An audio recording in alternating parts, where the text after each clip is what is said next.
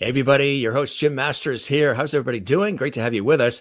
My next guest coming up on the Jim Masters Show, Entertainment Lifestyle Celebrity Talk Show series, is an award-winning, best-selling author who's got some amazing new books to show and to share with us, and lots more incredible, cool tales. Dan Hendrickson is joining us from Lancaster, Pennsylvania. Here we go. This is the Jim Masters Show.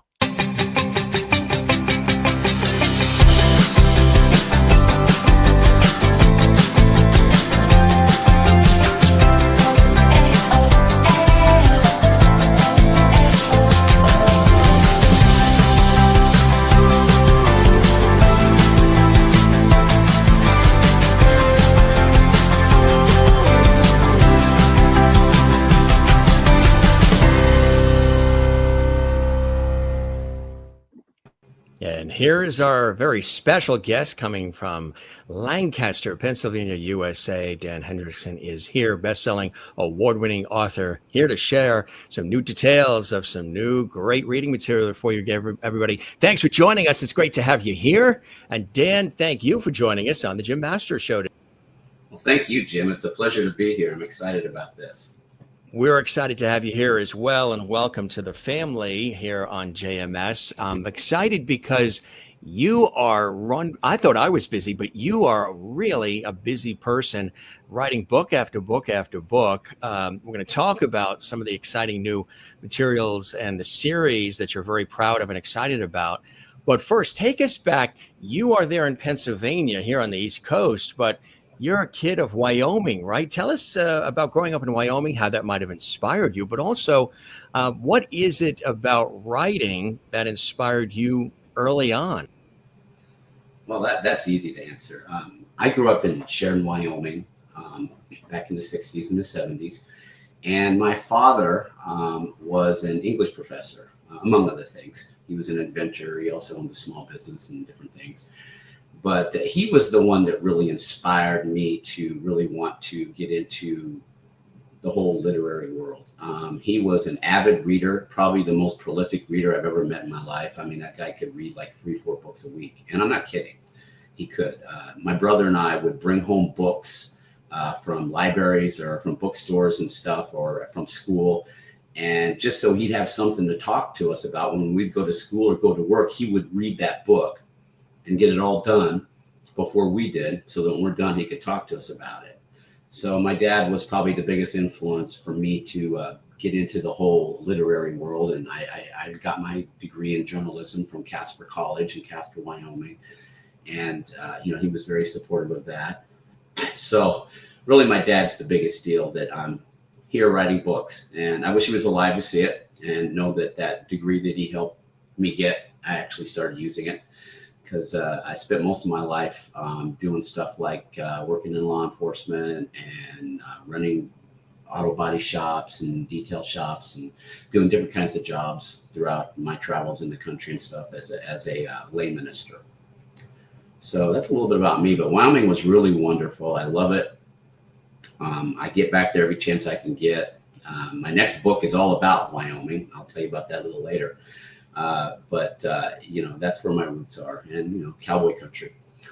You mentioned studying journalism too. Was there a thought of going in as a journalist, newspapers, magazines, television, radio, things of that nature as well, reporting and writing in that way? Well, my journalist instructor in college, his name was Dr. Jones. And, he taught us to write in the third person present tense. And the reason that he taught us to write that, he said the newspaper, and I was trained to be a newspaper reporter. And he said the newspaper today has to compete with television. And he says, you got all these news stations and stuff that are showing live footage of stuff going on. He says, if they're going to read the newspaper, you got to make it exciting. So you got to put them right there in the middle of the story. I always thought, even back then, this would be a great way to write a book. Because, third person present tense, you got kind of an omniscient view, and then you're putting people right there in the middle of the intensity of the story instead of writing in the old, first person past tense. And So I really enjoy writing that way. And that's one of the things that journalism did for me, is taught me to write with that style. And as answering your question, yeah, I did try for a little while to be a journalist, and to write on a newspaper. And I did work for a little newspaper called the Chinook in Casper, Wyoming, and then did some freelance stuff for the Casper Star Tribune. But I found that my interest went more towards the ministry, and I got involved. I later went on to ministry school and became a lay clergyman, and that's what I've been doing for the last 35 years. What's amazing too, as I was mentioning a little bit in the introduction, there is you mentioned the investigative reporting too. Your true calling lied in Christian ministry, leading you to earn that degree in practical theology. And really, throughout your adult life, you have dedicated yourself to various ministry assignments as well. Tell us about that. That's fascinating. Well, I'm part of a program where we are make ourselves available to move around the country and do ministry work. It's all on a volunteer basis by the most part. So if you do something like that, you got to have a good skill set and something to make a living. So I didn't really find too many opportunities to get into a newspaper or anything like that, but I did have a love for cars and stuff. And so I opened up detail shops, body shops. I did a stint with law enforcement and some firefighting and stuff. But I just had to learn a lot of different things so that when I went to different areas taking on a ministry assignment, I could find secular work to put food on the table. So we've lived in places like Nashville, Tennessee, Washington, D.C. We've lived in Ohio and here in Pennsylvania and other places. So that's been really interesting.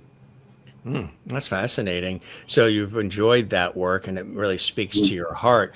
And you've maintained this strong work ethic too in the secular jobs, notably, as you mentioned, in the auto detailing industry. I know what a good ceramic coating can do for your car. Yeah. And you also dedicated yourself to the martial arts, which is evident in your attainment of black belts in 2 styles and a high brown belt in another, as well as extensive experience in the martial arts as an instructor for over 2 decades. Tell us about that too. It sounds like a very well-balanced life that you're leading. Well, when I was a very young man, a little boy, like 8, 9 years old, my mom was married to a Marine Corps Sergeant Major. His name was Al Freesoger, and he was my stepdad, and he was an old war horse. And one of the things that he was a judo expert. Now, I didn't know much about that kind of stuff back then, but my brother and I, we were sitting up on at a barbecue up on the mountain store in Wyoming when he had his whole platoon out there, and they were partying, drinking beer, and having fun. And some of the guys, the younger guys in his platoon, started kidding and challenging him. And says, "Oh, Freesoger, you ain't an old has-been." This is like in the later 60s, so he's already been through World War II, Korea, and Nam. So he's an old guy and about 5'6" tall. Weighed about maybe 145 pounds, but he was all muscle. And how these Marines get. He gets there. "All right, you guys, we'll see what you got." And so my brother and I are sitting there eating our hot dogs and drinking our soda pop. And Al's pretty sauced by this time in the party, which most Marines will attest. That's what happens in their parties. But these guys started attacking him right in front of right out there in the campfire area. And my brother and I, we just sat there and watched this happen in front of our eyes. He was flipping and throwing these guys all over the place. Wow. He was doing where it's called a tomonagi, where you grab somebody by the head and then grab their arm and you put your foot right there in their stomach and you lay down and you just throw them over your head. We did that a couple of times. They did some other throws called goshi throws, and that really got me interested in the martial arts when I was a little kid. So I took judo early on in high school. I also signed up on the boxing team, and I did boxing there in Wyoming. I had 29 fights throughout my boxing career. Then I went to college, and I started studying under a man named Bill Shaw, who was a very famous martial arts instructor in the whole freestyle martial arts that started out in the 70s and 80s. And he opened a studio up in Casper, Wyoming, where I was going to school, and I started studying martial arts under him. He later on turned out to be became a fight choreographer for movies. He did acting and stuff like that. He worked with people like Sylvester Stallone on a movie called Get Carter. He helped choreograph a bunch of the Teenage Mutant Ninja Turtle movies back in the early 80s. And he's been involved with Billy Zabka from Cobra Kai and some movies called Shoot Fighter. So he was a real big inspiration also to me for the martial arts. And that's where I got my high brown with him. And then I later went on to Taekwondo and Tang Soo Do, and that's where I got my black belts. And then I did some instructing of martial arts here in Lancaster County at a studio that we opened up in Mannheim called Summit Martial Arts, and I was a senior instructor there for a few years. And so, it's just as I developed and learned that stuff, it was easy to put it into my books. And I've gotten a lot of good mentions of my my fight scenes in my books. I mean, and what I do is, like, we have these things called one steps that we teach young martial artists. Do a scenario, like somebody attacks you a certain way. Here's the 3 or 4 techniques we want you to use to defend yourself. And so and they had to learn them, very, very methodically. They had to learn, like, okay, you block, you punch, you grab the arm, you twist the hand, you throw it down. And I always thought, if people could just explain fight scenes in a book, like we explain how to fight to kids and martial arts students in our classes, people would get a better mind picture of it. Right. And that's what I've done in my books, and I've gotten a lot of great comments about that. So how many books have you written thus far? Because you're constantly. I have 9 so far. 9 so far. Yeah. And some of the inspiration, how do you, some of what you talk about now is definitely inspiration, but what are some other things that are sources of inspiration for you that give you the ideas for the books? I love action and adventure. I always have. It's been it's probably my favorite genre, if you can call it genre. Lots of books have action and adventure. But I like action movies. I like action books. But I've also liked, high sea adventure books, or books about, the Western, like Louis L'Amour, those types of books, lots of gunfights and fighting and stuff. And there's always like a really good love story in each one of these books where the protagonist has to fight for his love interest or her love interest. And, I just like the drama of that kind of stuff. And I like the lessons learned that you get from, seeing people overcome in a fun action way. I kid around a lot. I talk about movies like Con Air, where Nicolas Cage, the only thing that he wanted to do was get back to his wife and daughter. And that's the whole underlying theme in that book, is not that he's trying to be some kind of great hero. He just wants to get through this so he can get back to his wife and daughter. But the passion that he put into, taking down those cons and everything on that plane just kind of got to me. And then at the end, you got the whole love scene where he gets back with his wife and daughter. So that kind of drama stimulates me, and I try to put that in my books. Also, I have some pretty incredible children. My 2 daughters are a couple of powerhouses, and they're wonderful, and they inspire me all the time. My one daughter's a 6 ABC reporter in Philadelphia. My other daughter is going into law school. And so I put a lot of their characteristics into my books. And my son, he is a lieutenant commander in the Coast Guard, and I get a lot of the military intel for my books through him and stuff that him and I have talked about. So, and I put a lot of his character into my books as well. So I have some great inspiration going on. So he's obviously visited or has been at the Coast Guard Academy there in New London, Connecticut. He went to the Merchant Marine Academy in Long Island, but he did spend some time at the Coast Guard Academy after he got commissioned into the Coast Guard. That's fantastic. Really. Kudos to all of them. And of course, working in television myself, we know Action News on WPVI, Channel 6 in good old Philadelphia. That's fantastic. How long has she been there at Channel 6 in Philly? I think she's going on her 5th year. She was enjoying it, huh? Yeah, she likes it. And she just had a little baby girl. Ellie's a year old now, but Becky stays, and I call her Becky. Everybody else calls her Becca. Yes. So, but yeah, she loves being a reporter. She really does, and she's good at it. She's really good at it. That's fantastic. Well, the apple doesn't fall too far from the tree, as they say. So maybe there are some influences of you over the years that might have, been absorbed by her, which is absolutely fantastic. The series that you have that is most recent, the Brandy series, tell us about that and what it's all about and how that all developed, because it's quite a fascinating story. There's the 2 books in that series so far, right? Yeah, there's the this one here. Yeah, that's Brandy, Ballad of a Pirate Princess. That's book number 1. And then Brandy, Dame of the Caribbean, which is book number 2.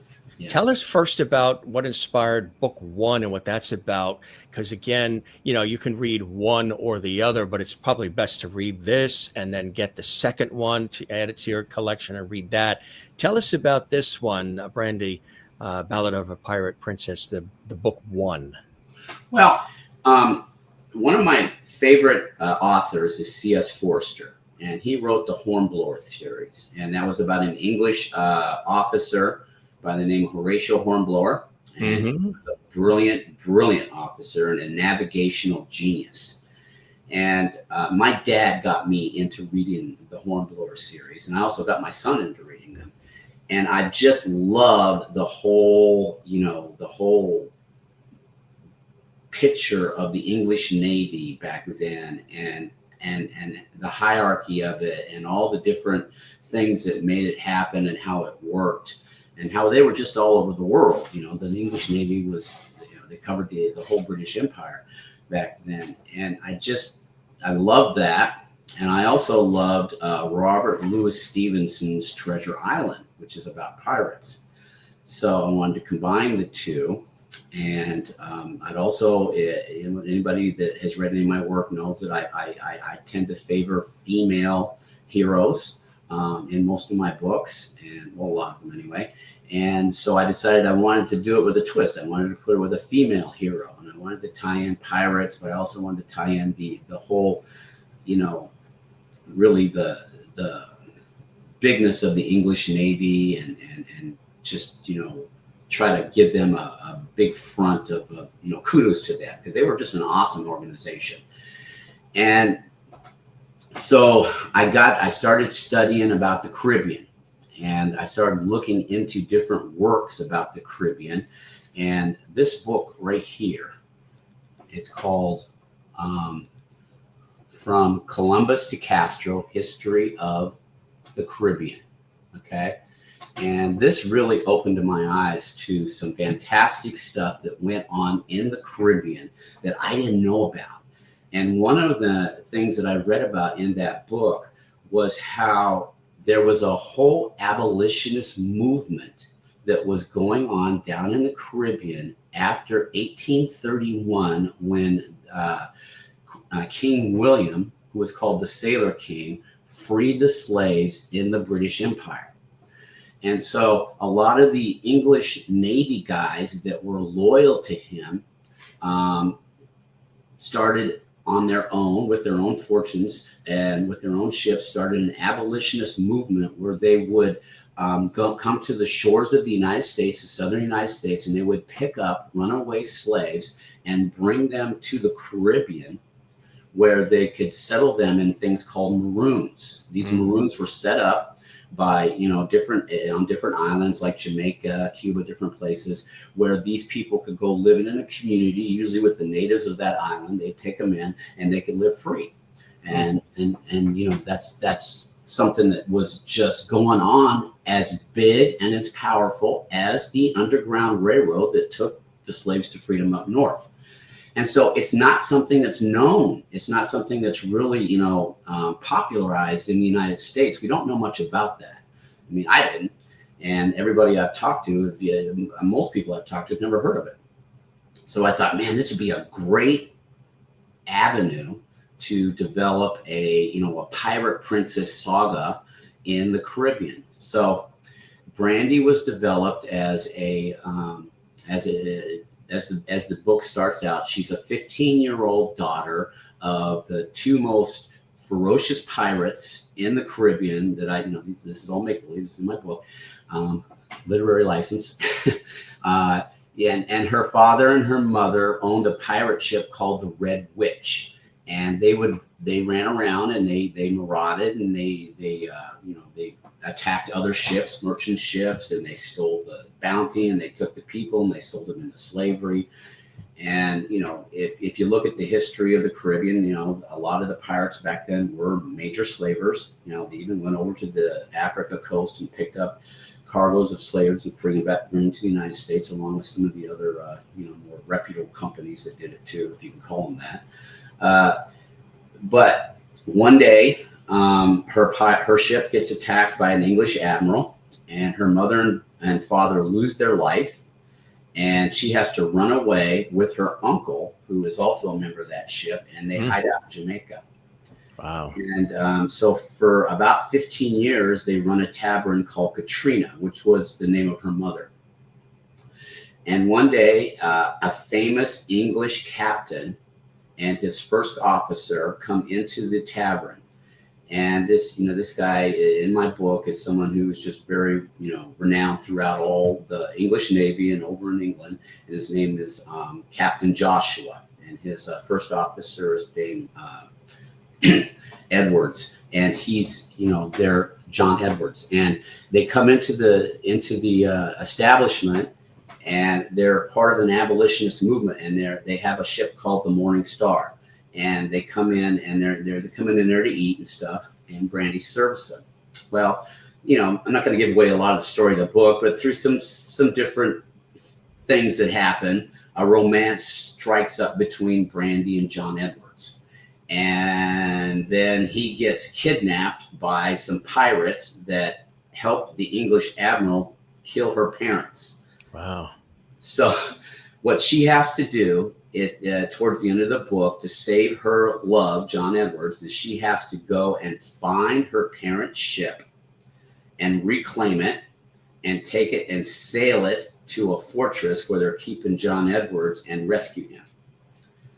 And so, by the end of the book, she rescues him, and they're in love, and they get married. And so we come to the next book, which is Brandy, Dame of the Caribbean.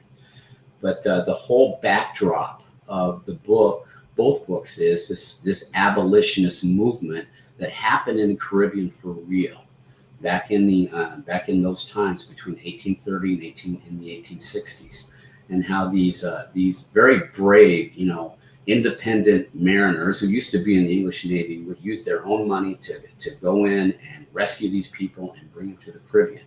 So Brandy, and she embraces John Edwards' cause and Arthur Joshua's cause, and she becomes an abolitionist. And so in the next book, you have her, it's 10 years later. Her and John have two children.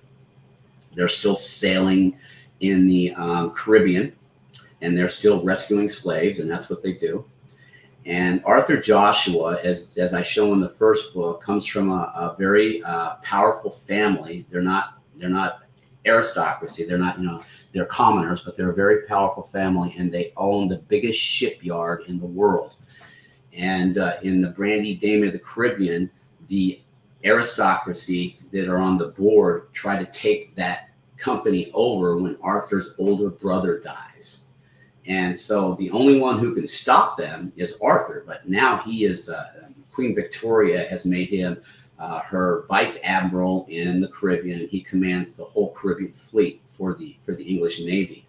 So he's kind of got his hands tied. Plus he has a heart condition, and he's forbidden to sail. So what these people in England are trying to do is to keep him away for at least a year, so that they can take over his company. and they hire a pirate from the South China Sea. Her name is the Jaded Empress, and her colleague, and they send her to Jamaica to make sure that no heir of Arthur Joshua comes to England to claim the business. So obviously Brandy's involved because she and John are with Arthur in the whole abolitionist movement. And there's a couple other little things in there where Brandy has this mentor who's a Shaolin priest who taught her martial arts, who brought her along to the point where she was a master at the kung fu martial arts that he was teaching. And he awarded her these two very valuable swords called the Master Swords. Well, he also had a student back earlier in his life who was his niece, who happens to be this Jaded Empress. And she negged out on the training after going through some of the trials, and she went down to Japan to be trained by ninjas. And that's how she became a pirate. Well, she finds out that Brandy is her uncle's student. So when she gets to the Caribbean, she not only wants to stop Joshua's heirs from coming to England, but she also wants to kill Brandy. And Zhang Yong, the Shaolin priest, he was aware that his niece would probably come after Brandy at some time. So he prepared her throughout all the years that he trained her. And so the whole thing in Brandy, Dame of the Caribbean, is to stop the English aristocracy from taking over Arthur Joshua's shipyard, but also for Brandy to face off against this Jaded Empress, who was the notorious butcher of the South China Sea. And if you look at the history of the South China Sea, there were some pretty, infamous female pirates in that sea. I modeled her after some of them. So at the end of the book, they face off against each other, and it's pretty exciting. And then also they're able to stop the aristocracy from taking over Joshua's shipyards, and they go to England, and they have a personal meeting with Queen Victoria. And it's not too much of a spoiler because you got it right there in the name, but Brandy, Dame of the Caribbean. Dame is the term that you use for a female who is knighted by the Queen. So at the end of the book, Queen Victoria knights Brandy as Dame of the Caribbean. Like Dame Shirley Bassey and Dame Judi Dench and all the others, right? Dame Julie Andrews. Right. Exactly.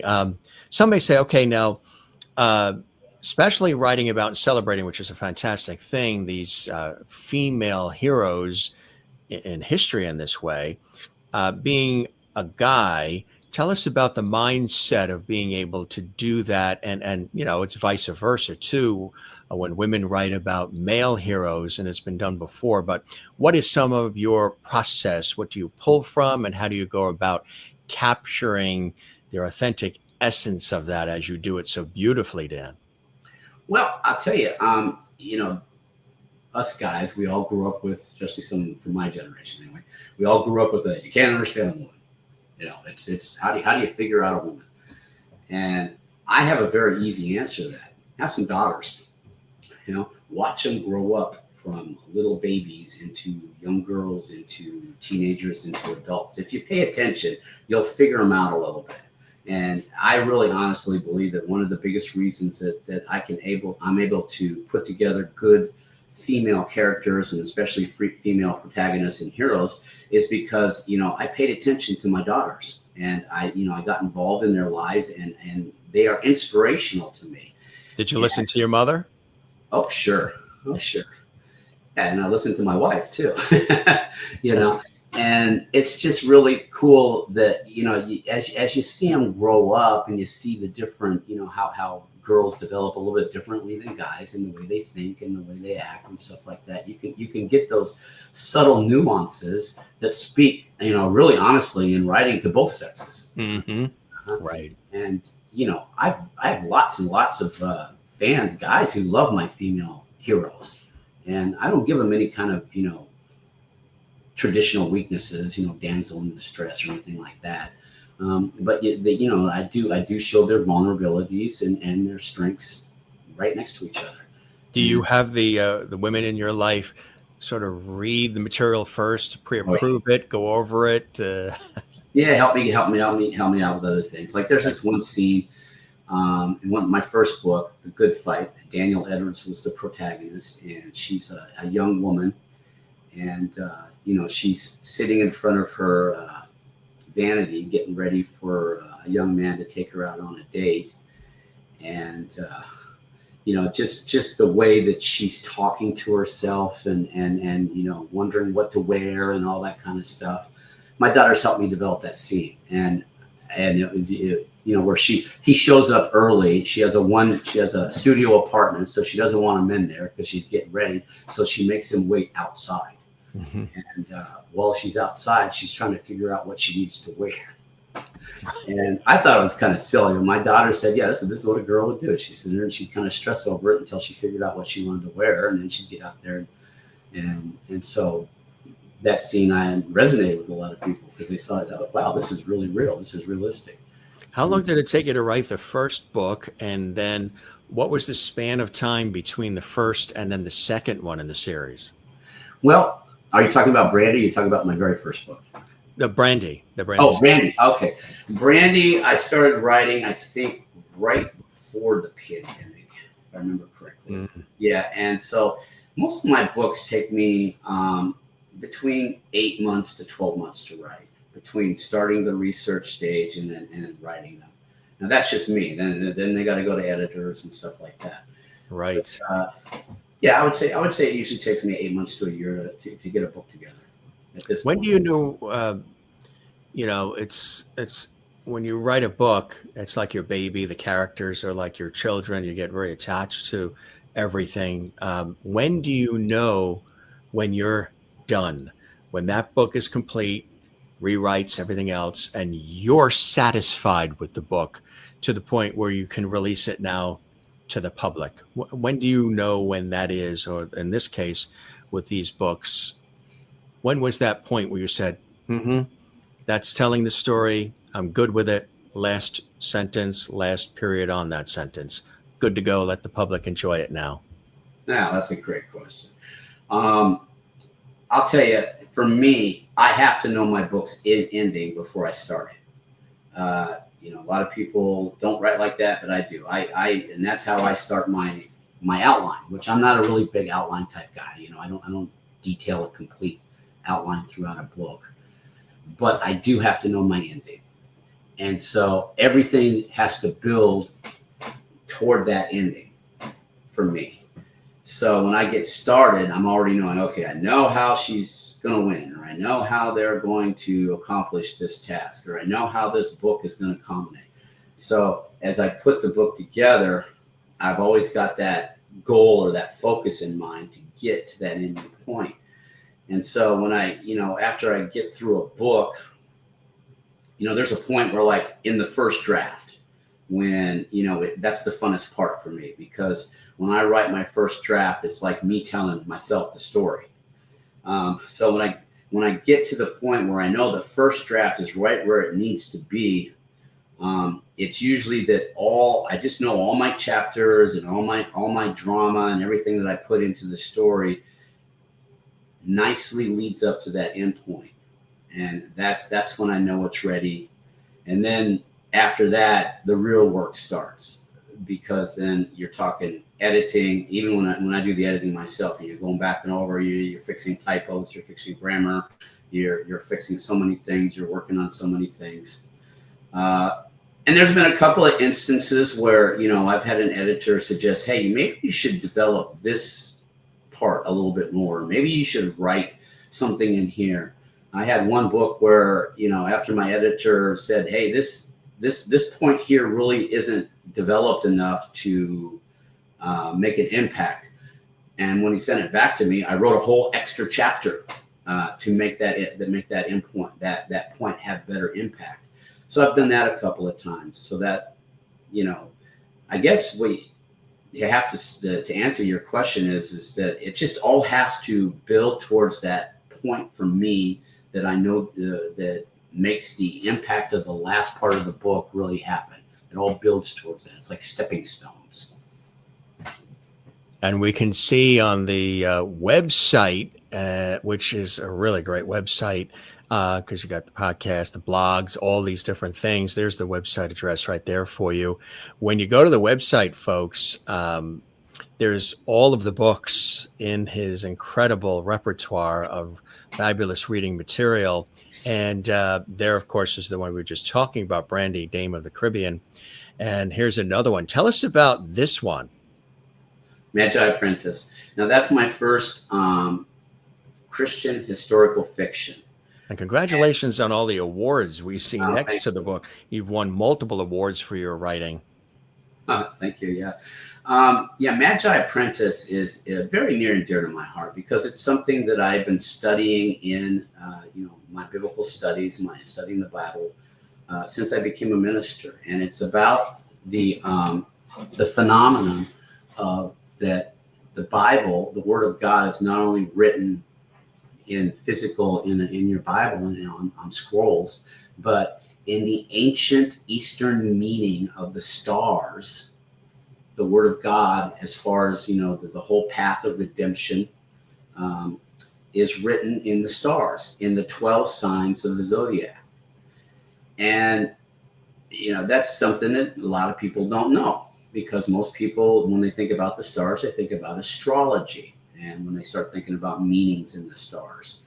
And astrology basically comes from a more of a Greek point of view, a Western Greek point of view. At least that's the way in the Western world we look at it, where you have, if you're a Taurus, or if you're a Leo, or if you're a Gemini, it's more of the Greek interpretation. Well, in the ancient East, in the Bible lands, there was an understanding of the meaning of each and every one of the signs in the zodiac, and it all had to do with the coming of the Redeemer, the Savior, the Messiah, and what he would accomplish. And it goes like, basically from the Old Testament all the way to the end of the book of Revelation. Mm-hmm. Well, during the time of Nebuchadnezzar, King Nebuchadnezzar, there was a prophet named Daniel in the Bible, and he was put in charge of all the Magi. The Magi were the wise men, and all of them, every single one of them.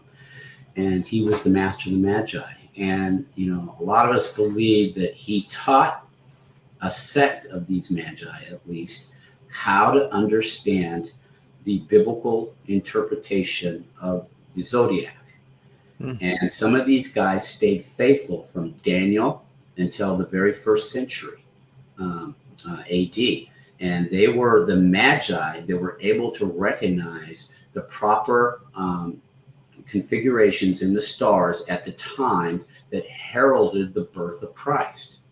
And so there was 5 signs that they saw in the zodiac. It was all configurations of stars, conjunctions of stars in the sign of Leo, and it had to do with Jupiter, Venus, and how they came into conjunction in that particular sign of the zodiac.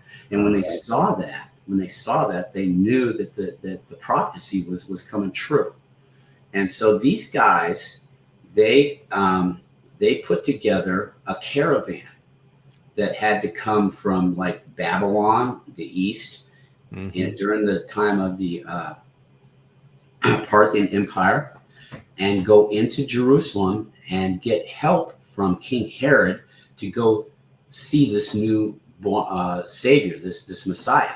Right. What people don't recognize is that in history, Herod the Great was granted armies by Mark Antony to kick the Parthian Empire out of Jerusalem at the beginning of his reign.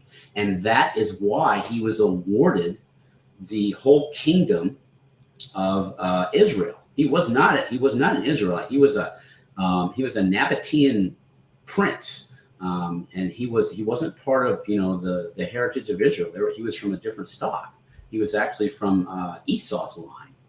So for him to be in, that's why they hated him so much, not because of his cruelty.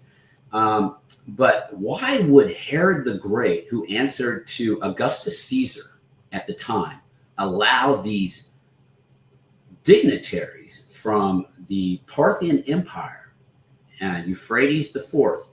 It was the emperor of the Parthian Empire. It was the second largest empire in the whole world, and they were always at loggerheads with Rome. Why would he allow them in? So there's a lot of questions there. And so my book, Magi Prince, what I do is I try to show from a story how all this could have happened. How could these, number one, when did they recognize the stars? What was the whole story behind that? I used the backdrop of a guy named Rasan, who's a young military officer in the Parthian cavalry, and he comes upon this wrecked caravan where this magi that was thought that he saw the configuration before it really happened and was trying to go into Jerusalem without any safe passage from the emperor, was attacked by bandits and killed. But this guy was the head of the astronomical sect of Magi at that time, and he had a visitation from an angel that told him that somebody's going to come and he is going to carry on for you. And that somebody is a guy named Rasan, who is a military officer. Well, when he gets there and he finds this guy in Magi, the Magi hands him the sacred star charts that were passed down from Daniel 600 years earlier to teach them how to study the stars. And he says, get this back. He's telling you, he commissions him, get this back to Babylon, to the man who's going to be the head of the astronomical sect after I'm dead. And so this is the story of Rasan. Now he has to go and he has to petition the emperor to get safe passage to go to Babylon, to give this canister of star charts back to the rightful source. And how he joins the Magi order when he gets there, and he becomes a Magi apprentice, and he learns to study the stars with the rest of them. And then how they actually get safe passage into Jerusalem. I don't want to do any spoiler alerts, but it's pretty extravagant, how they had to get several proconsuls in the Roman Empire to back them up to protect them from Herod. Because if that kind of entourage would have entered Herod's kingdom without any backing and without any protection, he would have, number one, killed them, or number two, held them hostage and wanted a ransom for them. That's the way he operated. So for him to just allow them to come in, they were looking for someone who was supposed to replace him and Caesar. They were looking for the new king, the king that would rule the whole world. Why would he let them in? Now the Bible shows that he did want to find that baby and kill it, but the book also handles that piece too. And it's historical fiction, but as far as the biblical part of it goes, I try to keep it as accurate as I possibly can and show the story lining up with the whole story of the wise men that visited the child Jesus in Matthew chapter 2.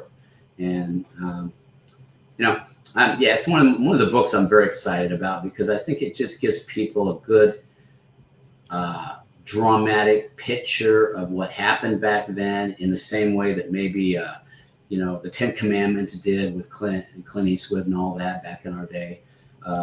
Just made it exciting, but also glorifies the Bible a little bit and the great story that you can learn from it and all that. So that's Magi Apprentice. That's fantastic. Yeah. The level of detail is extraordinary too. The time that you put into these books, it's amazing, Dan. Oh, thank you. Yeah, that's one thing that Kirkus actually said about this book, was that they loved the detail and the research I put into it. It's probably the most researched book I did, simply because I've been studying this stuff most of my life. But I love history. I love looking at and finding things in history that are not so well known and putting them into a drama of a book. Like my latest book that I'm Living Legend. That's a good one too. That deals with modern day slavery, where even today they still kidnap and take people out of Africa and make them slaves in different parts of the world, especially in Asia, and how it's kind of ignored. And that's about a man who confronts who's a Navy SEAL back in the late 70s, and he teams up with a woman who is an African woman who is a descendant of a great freedom fighter in her country. And he was the one who would actually track these slavers down and rescue his people, bring them back to his country. And so she wanted to continue his legacy. And so she started doing it in a political way. And somehow her and this Navy SEAL meet and join forces and go after a Russian who is aiding these people in that time.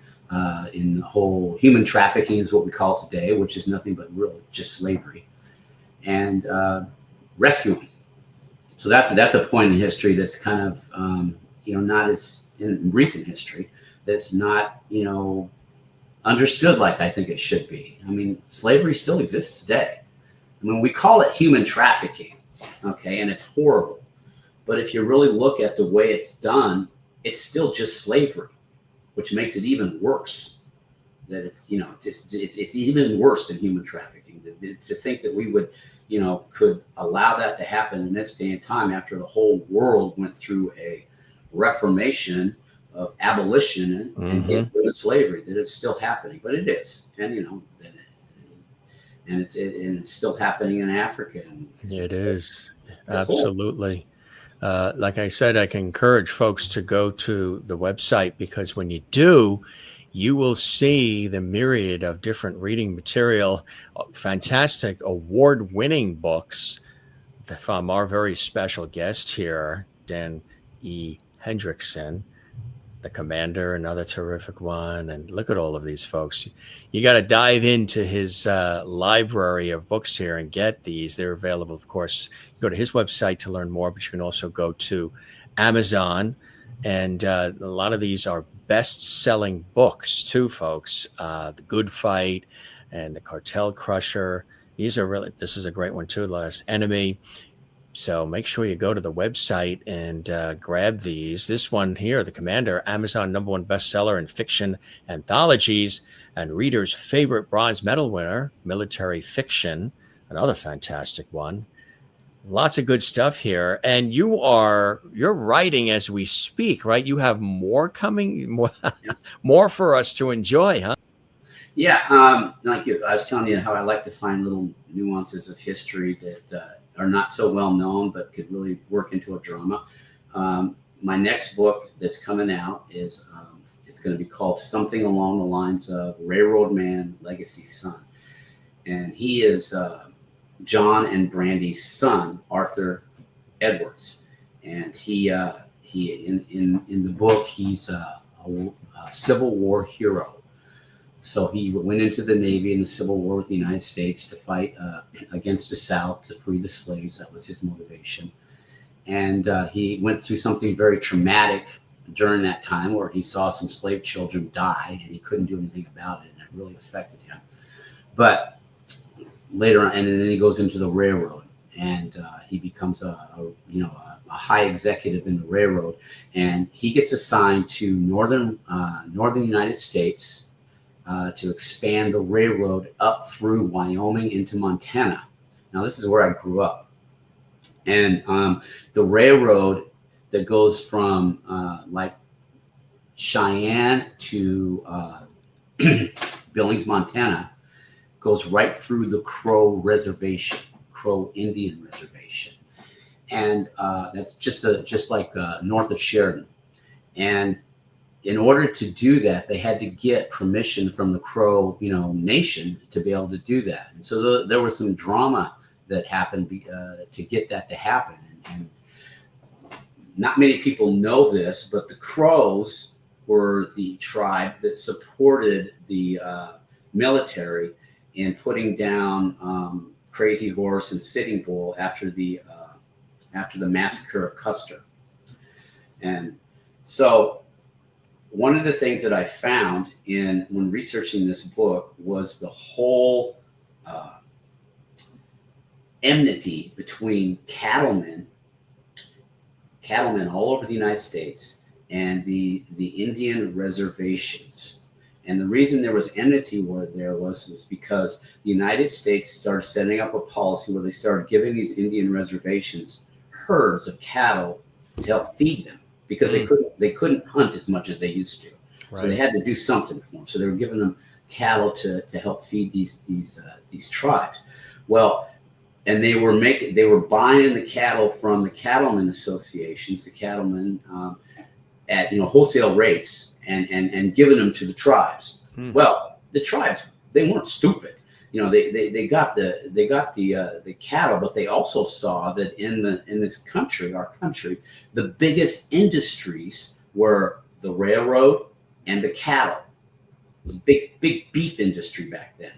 And so they saw a source of income, just like the cattlemen did. Well, the cattlemen got scared of this because they thought, well, if these Indian tribes start bolstering their own herds, then they're going to start sending them to the Chicago slaughterhouses, and they're going to undercut us because they're getting their cattle for free. And not only that, but these railroads that wanted to build through their reservations had to cut them deals and do that because they had to get permission. One of the deals they wanted free shipping. So think about it. You get free cattle, you get free shipping.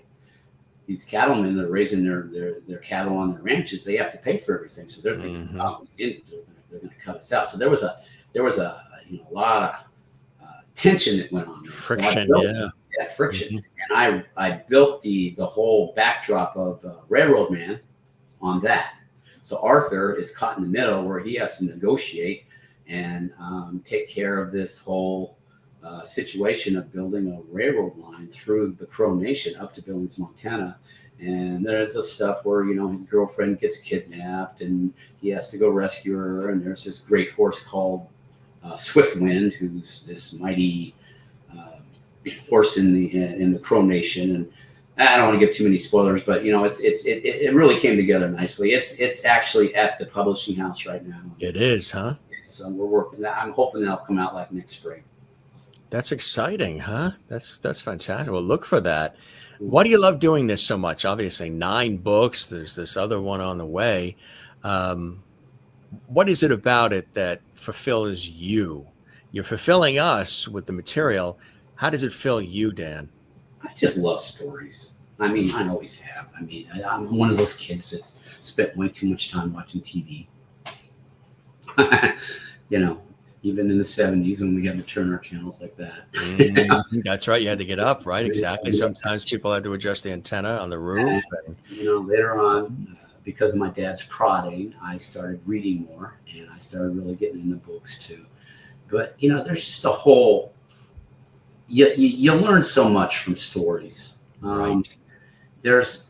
I've learned just as much from stories and from people's writing about, fiction and what they put into it as I have from reading textbooks and stuff. And then plus you get that whole, it's nice to have the drama make it easy to absorb it. What have you learned about yourself as you've been writing? Yeah. And, I think most people get their moral compass from their entertainment. Mm-hmm. I mean, it's kind of hard. It's not a nice thing to say, I don't think, but I think they do. I think sometimes you talk to the regular guy on the street and he'll kind of, if you talk to him about what he thinks politically or what he thinks morally and all that kind of stuff, he'll kind of give back to you what's in the mainstream. What's he being entertained?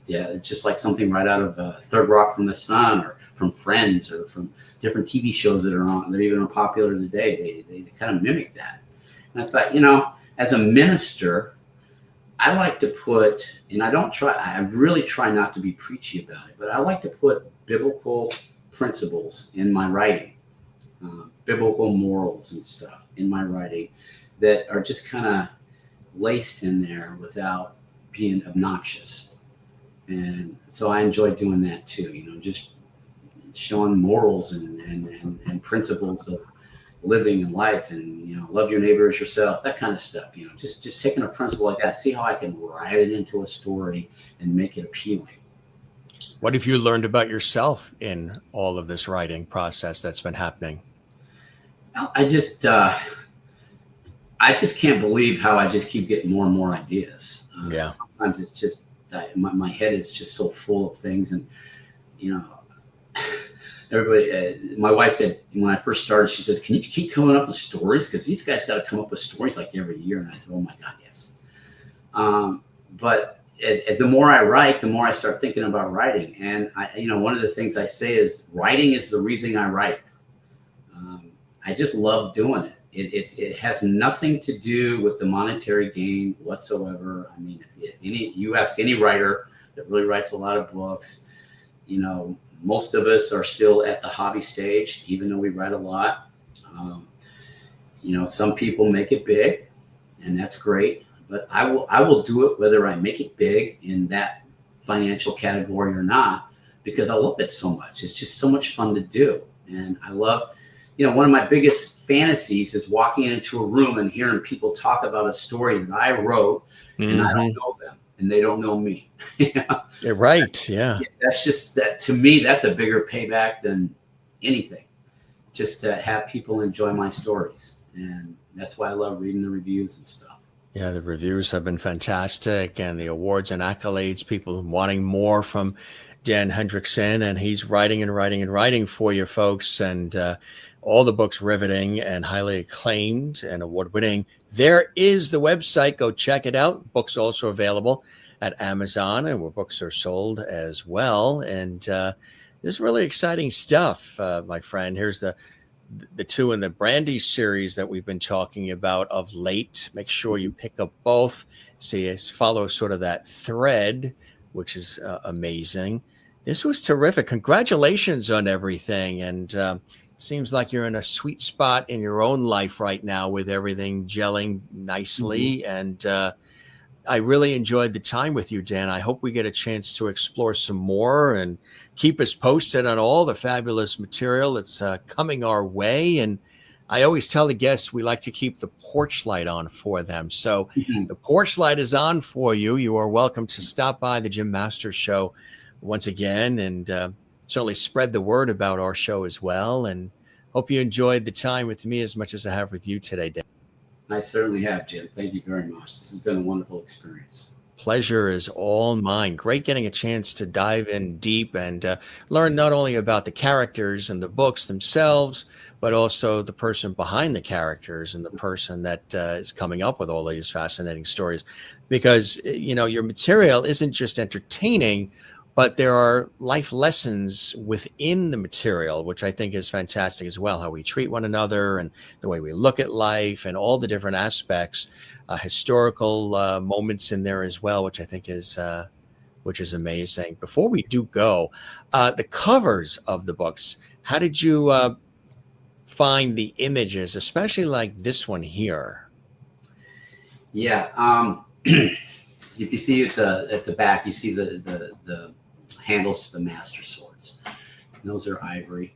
I have a very good artist up in. She lives in Connecticut. Her name is Shelley, and she helps design my books. And Very so nice. she reads the synopsis as I send her, and she takes my my input and all that, and she just has a feel for them. So Makes far. magic. Yeah. Yeah, I really love her work too. I've been really enjoyed her work on my covers. Well, if Shelley's watching, good work, Shelley. Actually, the Magi Princess, that's an original painting that was done for me when I was writing the book. A woman down in Kentucky by the name of Carla Phillips, who is I think they awarded her a colonelship, Kentucky colonel, like Colonel Sanders, because she does a lot of artwork for the state capitol. But she's just a fantastic artist, and she did that for me. So that's a little different than the other covers. Very nice. Beautiful work all coming together here. Thanks again, Dan, for spending some time with us here on the Jim Masters Show. It was a real pleasure to get a chance to meet you and to learn about you and all the wonderful work you're doing. And congratulations on everything. And again, come see us again. We would absolutely love that, my friend. All right. Well, thank you, Jim. You are very welcome. And again, one more time, folks, there is the heart of the matter, the website right there. You'll find everything you need to know, and all the books are displayed there. And keep watch of new material as well. Check out everything else that he is doing. He's very involved, and it's cool to have a chance to chat with him here. So, Dan, thank you for joining us as well. And we thank all of the viewers who've been commenting and sharing their stories as well. And we'll see you again soon, okay? Okay. All right, Dan. Thanks, my friend. We'll talk again real soon on the show. You be well. You too. All right. Cheers. Cheers. Dan Hendrickson joining us here on the show again. He's got a blog. He's got all kinds of different things that he's doing and lots of books for you guys to enjoy.